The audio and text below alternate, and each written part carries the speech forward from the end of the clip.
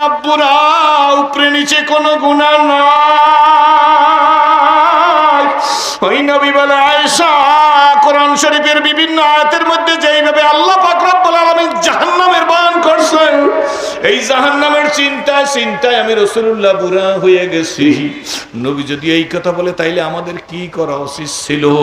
সুতরাং আসুন ওই নবীর দ্বীন ইসলাম জমিনের মধ্যে টিকাইয়া রাখার জন্য যদি জীবন দিতে হয়, কারা জীবন দিতে রাজি? হাত জাগাইয়া দেখান। সত্যি জোরে কন, হাত নাড়াই কন। সত্যি জোরে বলেন আল্লাহুম্মা আমিন। যদি অন্য সময় আসি প্রাণ খুলে কথা বলবো, যদি এই কথার উপর ঠিক অঙ্গীকার থাকে। একটু আগে আল্লাহর এক প্রিয় বান্দা আমার মহব্বত করিয়া তার স্ত্রীর কবরের কাছে নিয়ে গেছে। তার দুই ছেলে, তার এক ছেলে হজেও যাইবে, এক ছেলে না কে জানি, এক ছেলে হজেও যাইবে। কবরের কাছে নিয়ে গেছে, দেখি সবাই হাউমা করিয়া তার চোখ দিয়ে পানি পড়তেছে। 3 দিন আগেই মনে হয় কবরে রাখছে। দেখলাম, জিজ্ঞেস করলাম সব কবর? কয় জি। বাবা আমি জিজ্ঞেস করি, যার মা 10 বছর আগে মারা গেছে, মা যদি 10 বছর বাইসে থাকতো তারে খাওয়াইতেন কিনা? জোরে বলেন। এ বাবা, আপনার স্ত্রী গত 3 দিন আগে মারা গেছে, আর যদি 20 বছর বাইসে থাকতো এই সংসারে কাপড় চোপড় দিতেন কিনা? জোরে বলেন। আমি 40 বছরের বেশি সময় হয়েছে ঘরের দরজায় যে মা বইলা ডাক দিবার পারি নাই। আমি একেবারে গরিব না, দেশ বিদেশ থেকে যাই, কত ভালো ভালো জিনিস নিয়ে যাই ভাইজান, রসমালাই নিয়ে যাই, মিষ্টি নিয়ে যাই, আপেল নিয়ে যাই, নাশপাতি নিয়ে যাই। মনে মাঝে মাঝে বলি, যদি মা মুসলমান হইতো, আমি আলেম সন্তান, বক্তা সন্তান হিসাবে মার একটা রসমালাই পেরেসের মধ্যে নিয়া চামচ দিয়া কাইটা আমার মুখে দিয়ে বলতাম, তোমার ছেলে নারায়ণগঞ্জ থেকে রসমালাই নিয়ে আসছে। আমার সেই তকদিরই নাই, আমার আফসোসও নাই, বরঞ্চ শুইনা রাইখো সংক্ষেপ বললাম, যখন উজু করিয়া মালিকের দরবারে এই সিরাজি দাঁড়াইয়া যায়, আল্লাহর কসম করিয়া বলি, মনে হয় যেন গোটা দুনিয়ার রাজত্বটা আল্লাহ আমারে ভিক্ষা দিয়া দিছে। ওই মা কার নাই, বাবা কার নাই আমি জানি না। আমার মা থাকলে যেইভাবে দোয়া করতাম ওইভাবে দোয়া করব। আমার বাবা থাকলে যেইভাবে, মুসলমান হইলে যেইভাবে আমি দোয়া করতাম সেইভাবে দোয়া করব। সংক্ষেপ সময়ের মধ্যে একটা মাদ্রাসার খেদমতের জন্য আমি এই হাজার হাজার মানুষ মঞ্চে ময়দানে বসাম, একটা সোনার মানুষ চাই গো। কে পারবেন সেরাজি? বিবি সাহেব বাইসা 10 বছর থাকলে খাওয়াইতাম, মা 10 বছর বাইসা থাকলে খাওয়াইতাম। আমি 50,000 টাকাই মাদ্রাসার খেদমতের জন্য দেব। এমন একটা সোনার মানুষকে জায়গায় দাঁড়াইবেন, আমি তারে আমার বাবার মতো মনে করিয়া দোয়া করবো, আল্লাহর কাছে দোয়া করবো, আল্লাহ তুমি তার জন্য জাহান্নামের আগুন হারাম করে দাও। জোরে করে আল্লাহুম্মা আমিন। হ্যাঁ, আমি কি করতে পারি? আল্লাহ তুমি কবুল করো। জোরে বলেন আমিন। একজন সোনার মানুষ চাই। ইভেন গো শাহ আব্দুল আজিজ মুহাদ্দিস দেহলভী রহমাতুল্লাহ বলে, তুইও আগুনে ঝাঁপ দিবি, আমিও আগুনে ঝাঁপ দেব। যে পুড়ে যাবে সেইটা মিথ্যা, যে বেঁচে থাকবে সে সত্য। চিৎকার মেরে বলেন নারায়ে তাকবীর। খুশি না বেজার? এবার খ্রিস্টান পাদ্রী অবাক হয়ে গেছে, আমি বাইবেলে কেমিক্যাল লাগাইলাম, শাহ আব্দুল আজিজ মুহাদ্দিস দেহলভী রহমাতুল্লাহ কেমনে বুঝলো? আসলে তো হুজুরে বুঝি নাই যে বাইবেলে কোরআন কেমিক্যাল লাগাইছে। হুজুরের দিকে তাকাই আছে খ্রিস্টান পাদ্রী। শাহ আব্দুল আজিজ মুহাদ্দিস দেহলভী রহমাতুল্লাহ বলে, কি ব্যাপার এমনি করে তাকাই আছো কেন?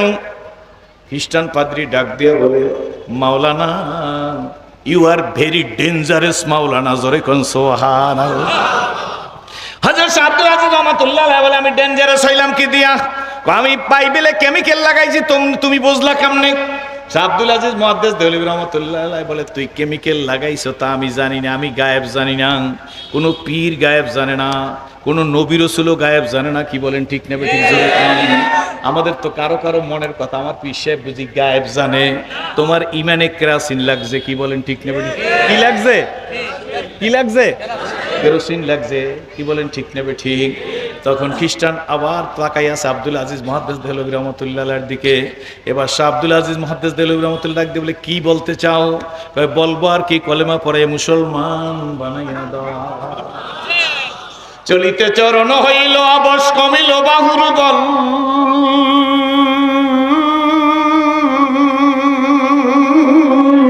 অতীত জীবন কাহিনী স্মরণে নয়নে জড়িছে জল।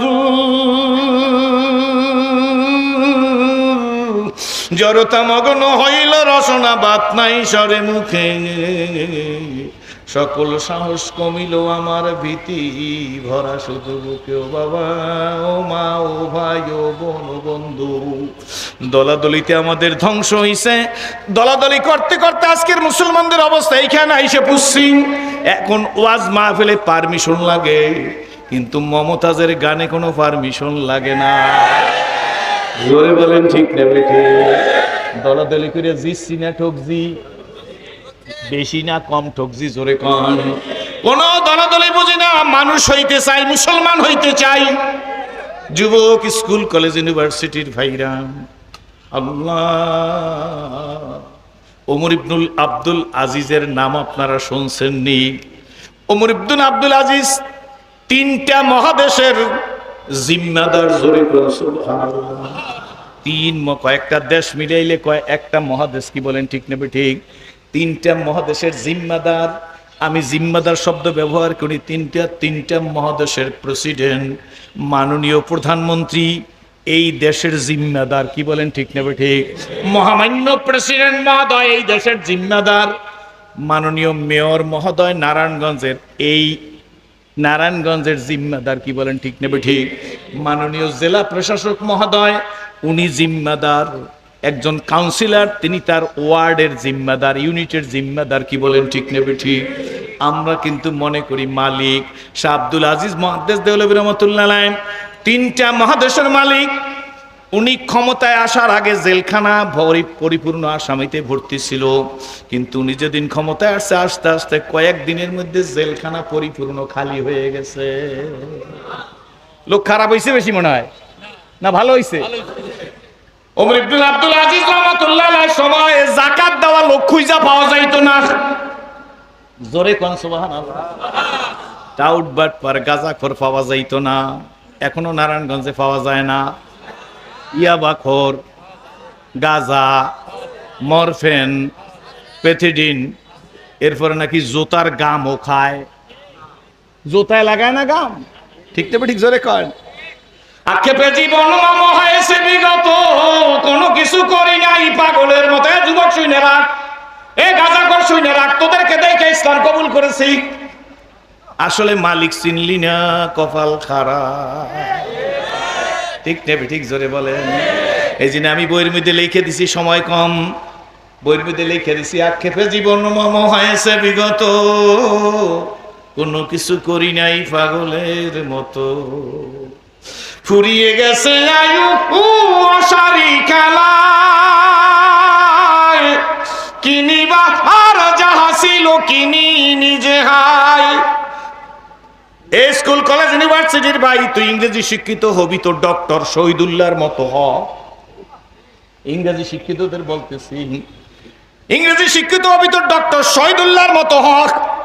উনি শুধু ইংরেজি শিক্ষিত নন, ফুরফুরের আবু বকর সিদ্দিক রাহমাতুল্লাহর খলিফা ডক্টর শহীদুল্লাহ হলে যাই দেখো, ডক্টর শহীদুল্লাহর ছবি আছে এইরকম দাড়ি, কি বলেন ঠিক নেবে ঠিক?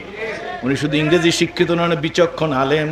হোসেন শহীদ সোহরাওয়ার্দীর মতো ইংরেজি শিক্ষিত হও, কি বলেন ঠিক নেবে ঠিক? কবি নজরুলের মতো হও ইংরেজি শিক্ষিত, যে মরার আগে লিখছে রোজ হাসরে আল্লাহ আমায়, জোরে, রোজ হাসরে আল্লাহ আমায় করোনা বিচার, আল্লাহ আর আল্লাহ মসজিদের কিনারে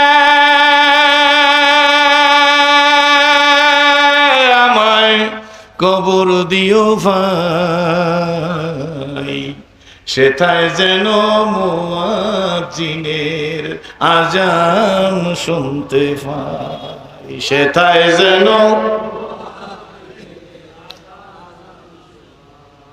তুমি ভেবেছো কি মনে এই ত্রিভুবন তুমি যাহা করে গেলে কেউ তা জানে না, বারে বারে আর আশা হবে না, বারে বারে আসবেন নাকি? জোরে কোন। তিনটা মহাদেশের মালিক, জেলখানায় আসামি নাই। একটা মশহুর কথা সমাজের মধ্যে আছে, ওনার আমলে বাঘ আর হরিণ একসাথে পানি খাইতো, কিন্তু ক্লারিফাই করি না, ব্যাখ্যা করি না, বিশ্লেষণ করি না কথাটার অর্থ কি। কথার অর্থ হইল বাঘের লোভ ছিল না হরিণের প্রতি, হরিণের ভয় ছিল না বাঘের প্রতি। এর নাম বাঘ আর হরিণ এক ঘাটে পানি খাওয়া। বাঘের লোভ ছিল না হরিণ খাওয়া লাগবে, হরিণের ভয় ছিল না বাঘ আমাকে ধরবে। ওই সমাজটার নাম ছিল শান্তির সমাজ। ঈদের কয়েকদিন আগে এক বর্ণনা 12 জন সন্তান একত্র মায়ের কাছে আসছে। আব্দুল আজিজ ওমর ইবনুল আব্দুল আজিজ রহমাতুল্লাহ আলাইহির স্ত্রীর কাছে আইসা বলতেছে, আম্মু আব্বুরে বলো এইবার ঈদের মাঠে আমরা নতুন কাপড় পরিয়া হাজির হব। In the mean time Omar Ibnul Abdul Aziz রাজদরবার থেকে ঘরের মধ্যে ঢুকতেছে। স্ত্রীর দ্বারা এই বলে, শুনছেননি সন্তানা সব আমার কাছে। সন্তানা বলতেছে নতুন কাপড় পরি ঈদের মাঠে যাবে। ওমর ইবনুল আব্দুল আজিজ রাহমাতুল্লাহ আলাইহি ডাক দিয়ে বলে, স্ত্রী গো আমার কাছে টাকা নাই। কয়টা মহাদেশের মালিক? কয়টা? জোরে কোন? ইয়ামানাত চাঁদের রোজে মজদে মত দর হাকিকত মালিকে হর শাই খোদা। তো জোরে কোন সুবহানাল্লাহ। স্ত্রীকে ডাক দিয়ে বলে, স্ত্রী আমার কাছে টাকা নাই। স্ত্রী হতবাক হয়ে তাকায় আছে স্বামীর চেহারার দিকে। সুবহানাল্লাহ। ওমর ইবনুল আব্দুল আজিজ ডাক দিয়ে বলে, স্ত্রী তোমার কাছে কোনো উপায় থাকলে তুমি বলতে পারো। স্ত্রী বলে, স্বামী আমার কাছে একটা উপায় আছে। আপনি রাষ্ট্রীয় তহবিল থেকে 1 মাসের বেতন অগ্রিম নেবেন। আমি এই মাস অন্যের চাকরি করিয়া কাজ করিয়া আপনারে আমি পোষাই দিয়ে দেব। অগ্রিম বেতন নিয়ে সন্তানদের নতুন কাপড় কিনে দিবেন। সুবহানাল্লাহ। ওমর ইবনুল আব্দুল আজিজ রহমাতুল্লাহ আলাইহি বলে, এটা ভালো পরামর্শ। অর্থমন্ত্রীকে ডাকা হইল। এত বড় ঘটনা একটু করে বলতেছি। অর্থমন্ত্রী হাজির হয়ে গেছে। মাননীয় অর্থমন্ত্রীর কাছে বলতেছে, অর্থমন্ত্রী 1 মাসের বেতন আমাকে দিবেন। আমি 1 মাস আমার স্ত্রী কাজ করিয়ে সেই টাকা পুরা করিয়ে দিবে। 1 মাস পরে আপনাকে টাকাটা পোষাই দেওয়া হবে। অর্থমন্ত্রী ডাক দিয়ে বলে, আপনি 3টা মহাদেশের মালিক, বললেই দিয়ে দেব, কোনো সমস্যা নাই। কিন্তু একটা কথা গো, আমাকে একটু লিখে দিবেন যে 1 মাস আপনার হায়াত আছে। জোরে কোন? ওয়াজ করা সহজ, আমল করা কঠিন। কি বলেন ঠিক দেবে? ঠিক। এখন তো বক্তারা নামাজ জামাতে পারে না, রাগোয়েন না। পীররা তো অনেক আছে, পড়েই না।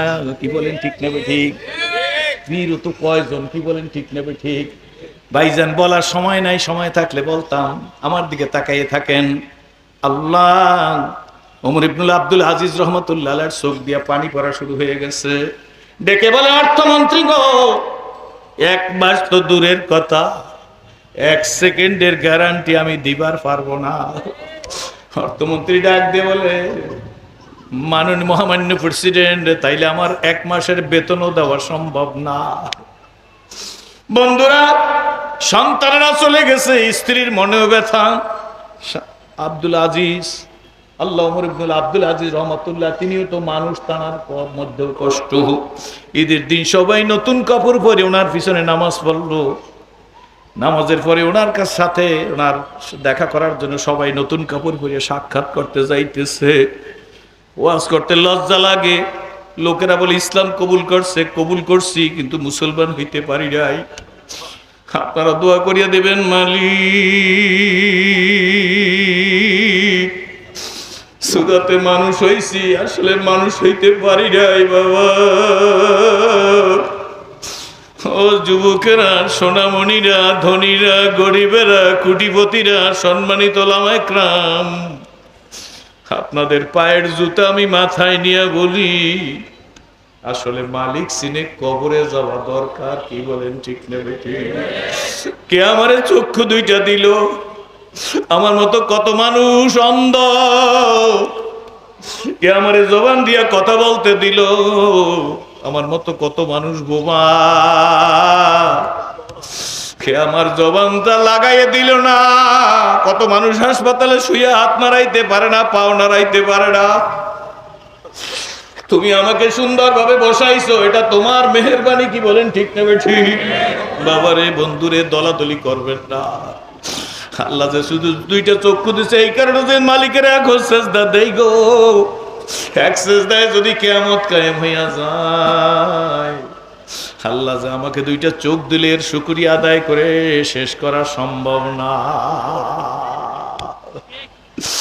বন্ধুরে, বাবাজিরে, আরে দোকানদার, দোকানে তালা লাগা থাকবে, দোকানদার থাকবে না। বক্তার ডায়েরিতে গাড়ি ভাড়া জমা থাকবে, বক্তা স্টেজে হাজির হবার পারবে না। মসজিদের ইমাম সাহেব এসা পড়িয়া চলিয়া যাইবে, ফজরে আবার পড়াইবে, নিয়াত করিয়া যাইবে। ফজরের সময় মসজিদের মুয়াজ্জিন বলবে, আপনারা দোয়া করেন, ইমাম সাহেব আর দুনিয়ার বুকে না। ঠিক ঠিক জোরে কর। ওমর ইবনে আব্দুল আজিজ রাহমাতুল্লাহ আলাইহির সাথে দেখা করতেছে, ছেলেরাও আব্বার সাথে মুসাফা করবে ঈদের দিন। দূর থেকে ছেলেরা আসতেছে, সবাই সাথে মুসাফা করবে। ছেলেদের পরনের পুরান কাপড়, বাবার দিকে আসতেছে। ওমর ইবনে আব্দুল আজিজ রাহমাতুল্লাহ আলাইহির চোখ দিয়ে দরদর করে পানি পড়তেছে, কথা বোঝা যায়। ছেলেরা কাছে আসছে, ছেলেদের হাতের মধ্যে হাত দিয়া ডাক দিয়া কয়, আব্বু, হে আমার প্রিয় সন্তানেরা, আমারে বদদুয়া করিও না। আমি 3টা মহাদেশের মালিক না, আমি জিম্মাদার। সন্তানেরা হাউমাউ করে কেঁদে ফেলছে। বাবা সামনে ডাক দিয়া বলে, আব্বু আপনি কাঁদবেন না। আমরা বলতে পারি কিয়ামতের ময়দানে আল্লাহ আপনার মাথায় আমানতের মুকুট পরাই আমাদের সামনে হাজির করবে।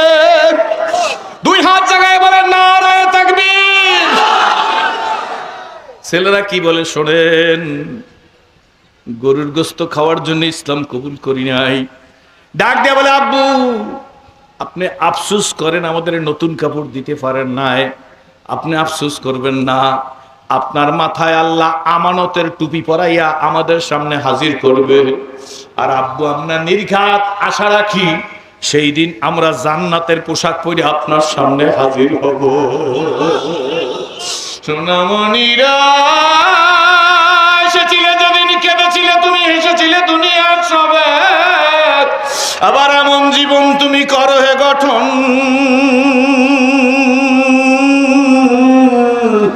মরিলে হাসিবে তুমি, কাঁদিবে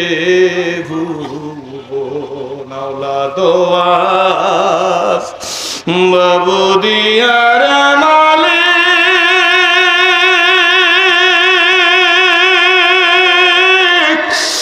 রাখি সবুলাইয়া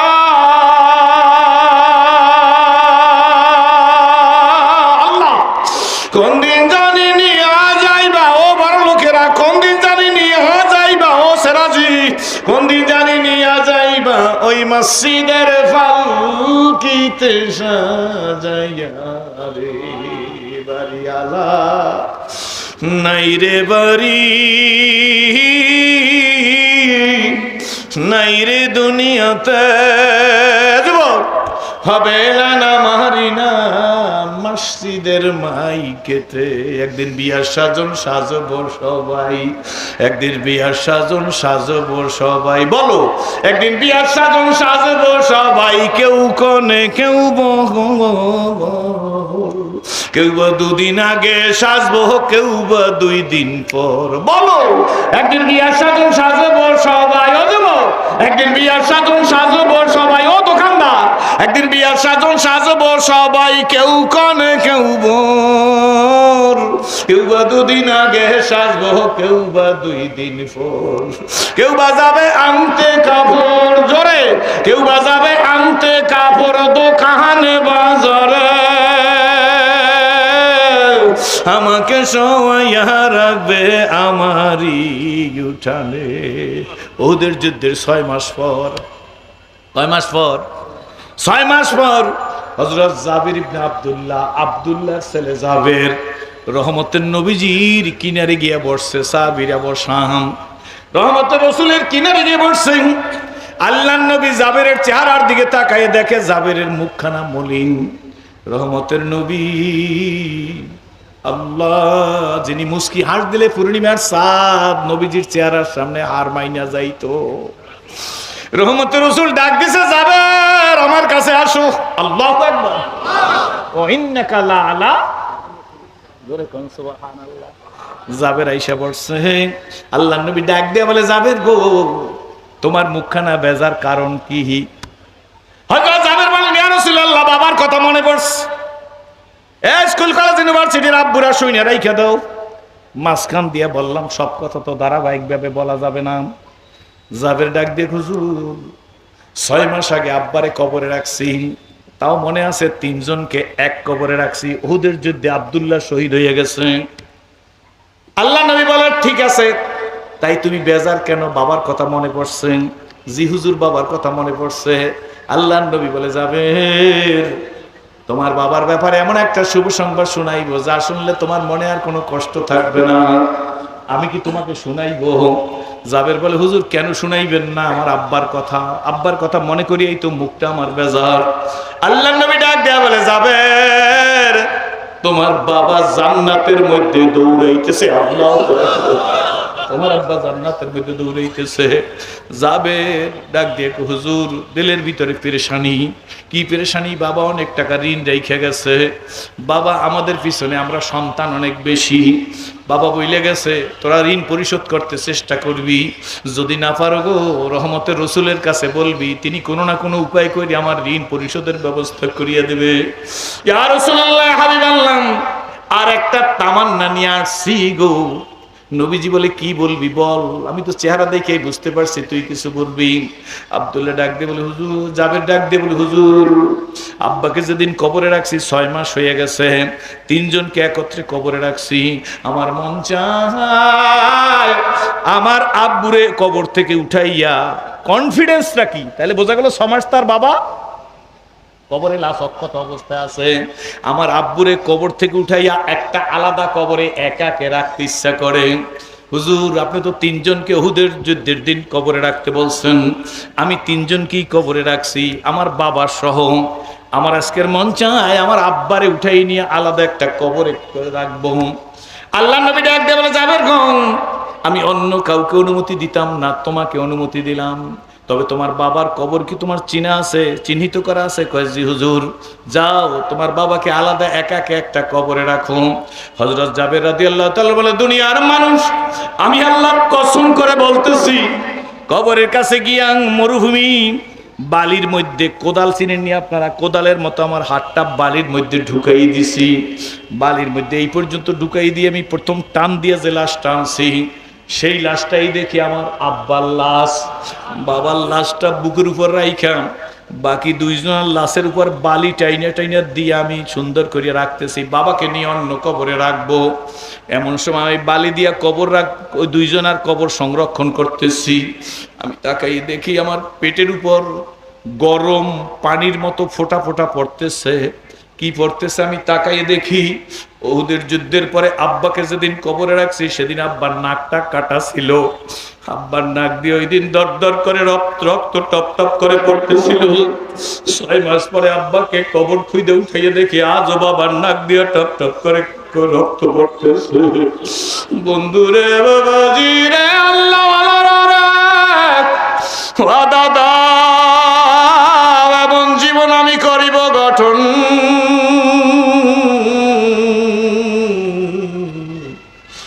মরিলে হাসিব আমি, কাঁদিবে ভুবন। সময় অনেক কম, মুরব্বীদের দাঁড়াইতে বলবো না। ও যুবক সোনামণিরা, আমার বন্ধুর মতো, আমার ছোট ভাইয়ের মতো, আমার সন্তানের মতো মনটা কইলা দোয়া করব। বুড়ারা দাঁড়াইবেন না। কোন কোন যুবক এই ক্ষুদ্র সেরাজির কথা, যে তোমাদের মতো মুসলমানদেরকে দেখে ইসলাম কবুল করেছে, আমার সামনে দাঁড়াইয়ে বলবো, হুজুর এই জীবন কোরআনের সাথে নবীর রঙে রঙিন করতে চাই, তারা দাঁড়াইয়ে দাও, তারা দাঁড়াইয়ে দেখাও।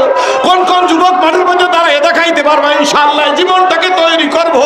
চিৎকার মেরে বলেন, আল্লাহ হাত জাগাই রাখেন। আল্লাহ, আমার এই সোনামণিগুলার সহ আল্লাহ আমাদের আল্লাহ কিয়ামতের ময়দানে আল্লাহ নবীর কাতারে দাঁড়াইয়া জান্নাতে যাওয়ার তৌফিক দিয়ে দিও। ওইসে পড়েন বন্ধুরা, যুবক সোনামণিরা, কপাল যদি ভালো হয়, কি ভালো? জোরে বলেন কি ভালো? কপাল যদি ভালো হয় ছোট্ট ঔষধে বড় বড় রোগ ভালো হইয়া যায়। কপাল যদি খারাপ হয় আব্বু, ভেলোর মাদ্রাস সিঙ্গাপুর নিয়ে গেল লাশ হইয়া আসা লাগে। কি বলেন ঠিক না ঠিক? আল্লাহ রহমতের রসুলের চুলদারি ধরে একদিন আম্মাজান আয়েশা সিদ্দিকা ডাক দিয়ে বলে, আল্লাহ রসুল, বয়স তো আপনার বেশি হয় নাই, চুলদারি পাকার বয়স হয় নাই, কিন্তু এত অল্প বয়সে আপনার চুলদারি গুলা কেন পাকা শুরু হইলো, কেন আপনার সাহেবা এসে গেল? বলার সঙ্গে সঙ্গে আল্লাহ নবীর দুই চোখ দিয়ে দর দর করিয়া পানি পড়তেছে। আম্মাজান ডাক দিয়ে বলে, আল্লাহ রসুল আপনি কাঁদেন। আল্লাহ নবী ডাক দিয়া বলে, আয়েশা, বয়সের কারণে তোমার স্বামী রহমতের রসুলের চুলদারি পাকে নাই। ইয়া রাসূলুল্লাহ, তাইলে চুলদারি গুলা কেন পাকা শুরু হয়ে গেছে? আল্লাহ নবী ডাক দিয়া বলে, আয়েশা, কোরআনের জন্য উহুদে যে মাইর খাইছি, এই মাইর আমারে বুড়া বানাই দিয়েছে। আল্লাহু আকবার। আল্লাহ নবী বলে, আমার যায়েদ বিন হারেসা আল্লাহ কয়েকবার বেহুশ হয়ে যাওয়ার পরে আমাকে কোলে করিয়া নিয়ে একটা উঁচা জায়গায়, আমার তখন হুঁশ নাই।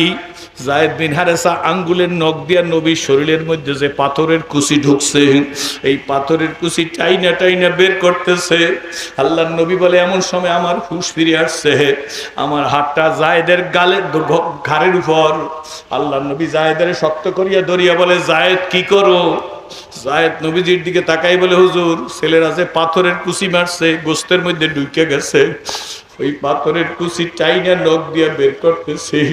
আল্লাহ নবী যায়েদকে বুকে লাগাই বলে, যায়েদ, এত জোরে টান দিস না, আমার বুকটা ছিঁড়িয়া যাইতেছে।